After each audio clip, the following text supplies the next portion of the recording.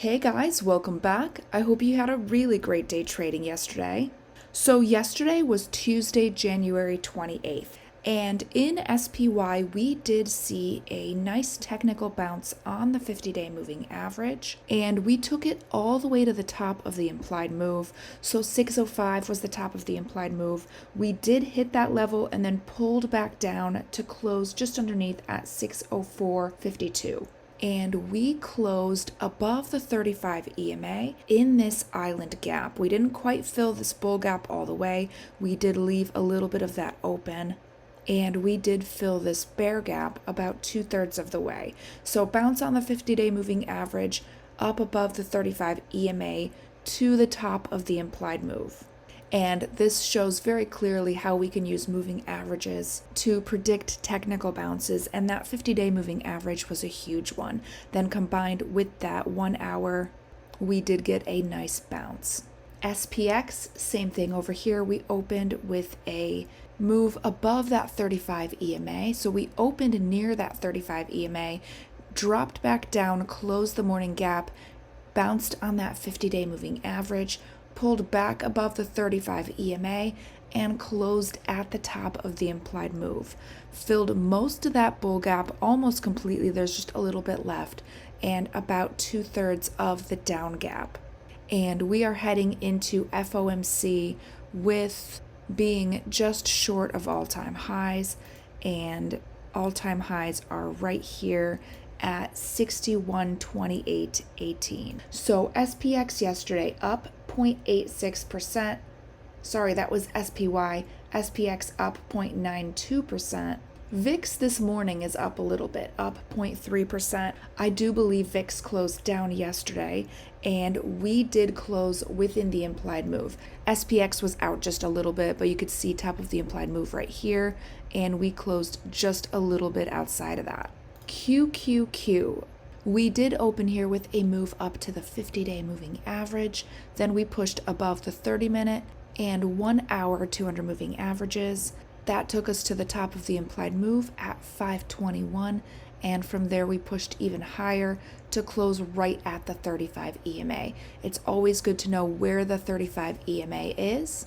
We did take it right up to there, and we did not quite get to this down gap. Sorry, this is an up gap. We didn't quite get up to this up gap, but we did fill half of this down gap. So we do still have an island here. And QQQ closed up 1.48%. Expected move was 1.36%. And VXN closed down yesterday 6.02%.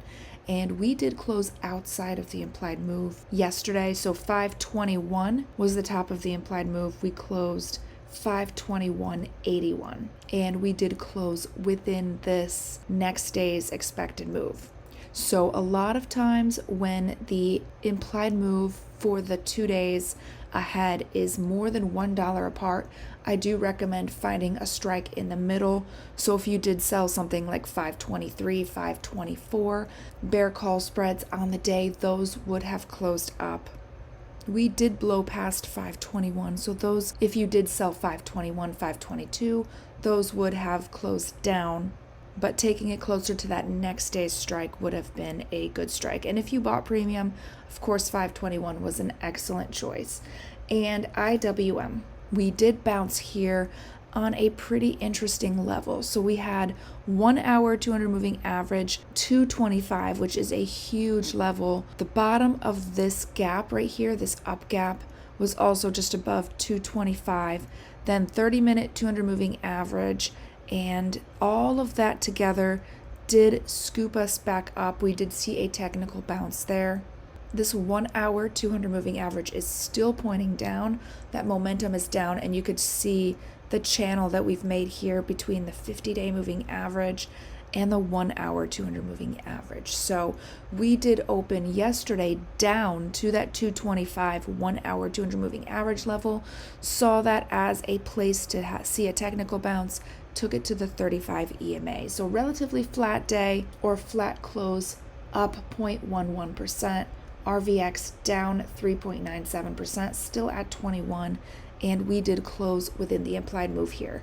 And DIA Here I know I botched this chart this week, and that's okay. We're just going to go with it because there's not a whole lot of levels to know, but we did see a bearish divergence here with this higher highs, lower highs setup. You could see that a little bit more easily in RSI.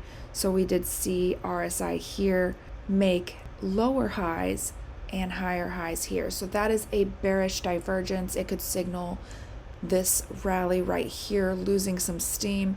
However, we do have FOMC and 3 big earnings today, and that is going to be overriding a lot of technicals today. So Dow closed up 0.29%, and we are still within the expected move for the week, just short of all-time highs at 449.74 and above the 35 EMA and trading back above that 50-day moving average. 30-minute 200 moving average is all the way down here. That is bearish, having it underneath that 50-day moving average, which is also the 2-hour 200 moving average. And we also have that 1 hour underneath too. So this is bearish.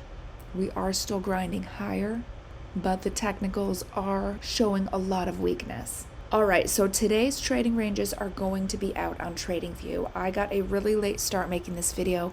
I don't have time to do the trading ranges. I might, before markets open, be able to make a quick video, but most likely today's charts are going to be out on TradingView, and that's going to include Tesla, Meta, and Microsoft today for the earnings expected move. So here's the link to that. Go subscribe, it's free, and that is where I publish my charts. Good luck today. It's going to be a crazy day with everything going on. If you're newer to trading, you may want to take today off. The market doesn't always move rationally, and that is especially true on a day that we have so much data and earnings. So have fun, trade safe, make sure you take profits when you're up, and I will see you guys tomorrow night.